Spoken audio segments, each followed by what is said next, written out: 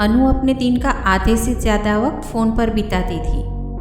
न किसी से मिलना, न किसी से बात करना। मानो उसकी लाइफ मोबाइल में ही अटक गई थी। मोबाइल के चक्कर में तो वो खाना भी ठीक से नहीं खाती थी। उसकी ये आदत उसके घर वालों को बहुत ही परेशान कर रही थी। माँ ने कितनी बार उसे इस बात के लिए टोका, पर अनु को अपने मोबाइल के आगे और कुछ नहीं दिखता था और ना ही कुछ उसे सुनाई देता था। कितनी बार तो स्कूल से भी मोबाइल को लेकर अनु की कंप्लेन आई थी। एक दिन तो माँ ने अनु से कहा कि तेरे इस मोबाइल की वजह से हम सबको तू एक दिन मुसीबत में डाल देगी। अनु को तो ये एहसास ही नहीं था कि माँ की ये बात इतनी जल्दी सच होने वाली है।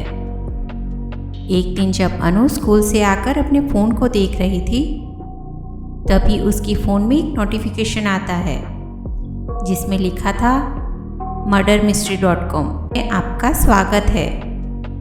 अनु इस नोटिफिकेशन को देखकर डर जाती है, क्योंकि उसने ऐसे किसी भी वेबसाइट को अपने फ़ोन में नहीं खोला था।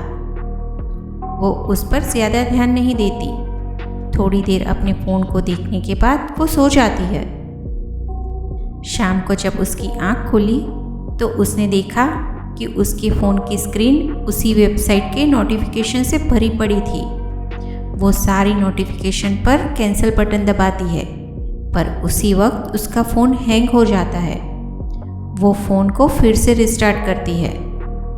दूसरे दिन भी उसे उसी वेबसाइट से एक के बाद एक नोटिफिकेशन आती है। वो परेशान होकर उसे फिर से कैंसिल करना चाहती है, तभी उसका फ़ोन फिर से हैंग हो जाता है। अब शाम को फिर से वही होता है और वो जानती थी कि अगर उसने कैंसिल किया तो फ़ोन फिर से हैंग हो जाएगा।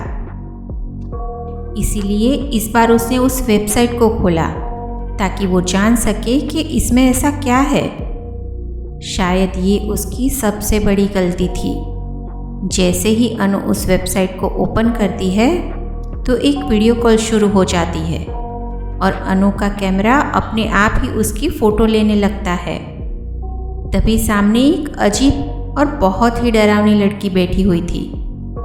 उसे लगा कि कोई उसके साथ मजाक कर रहा है, इसीलिए वो फ़ोन को बंद कर देती है, पर तभी फिर से उसका फ़ोन हैंग हो जाता है। जब फ़ोन फिर से चालू होता है तो फिर से अनु के फ़ोन पर नोटिफिकेशन आती है कि तुम्हारी मौत का समय शुरू हो चुका है। जब अनु ने नोटिफिकेशन खोला तो उसमें टाइमर चालू हो गया था और लिखा हुआ था कि तुम्हारे पास सिर्फ 48 घंटे बचे हैं। अनु को अब डर लग रहा था, पर उसने सोचा कि शायद कोई मजाक कर रहा है।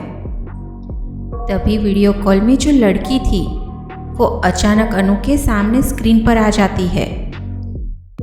उसे देखकर अनु का चेहरा फीका पड़ जाता है, क्योंकि ये तो वही लड़की थी जिसने पिछले साल स्कूल के टेरेस से गिरकर अपनी जान दे दी थी। इस लड़की को देखकर उसका फ़ोन उसके हाथ से छूट जाता है और उसे पूरी रात नींद नहीं आती। अगली सुबह स्कूल जाने से पहले उसने फिर से अपना फ़ोन चेक किया। तभी उसने देखा कि उस टाइमर में 24 घंटे बाकी दिखा रहे थे।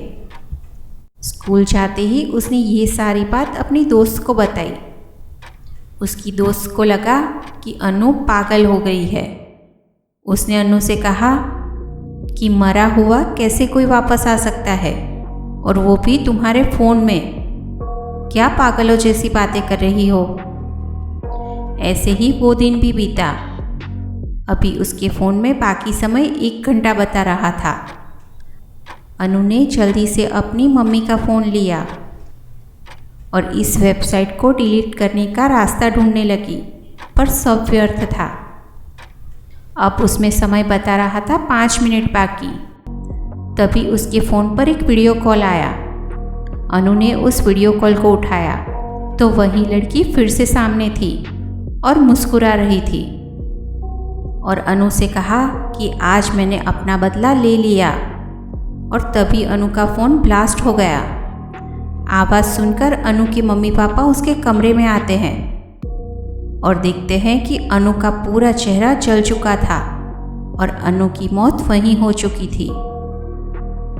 इसके बाद जब पुलिस आई और उन्होंने पूछताछ की तो अनु की दोस्त ने उस वेबसाइट के बारे में बताया और ये भी बताया कि जो लड़की उसे वेबसाइट पर दिखती थी वो तो पिछले साल ही मर चुकी थी और उसकी मरने की वजह अनु ही थी। उसने उस लड़की को स्कूल में इतना परेशान करके रखा था कि परेशान होकर उसने अपनी जान दे दी थी।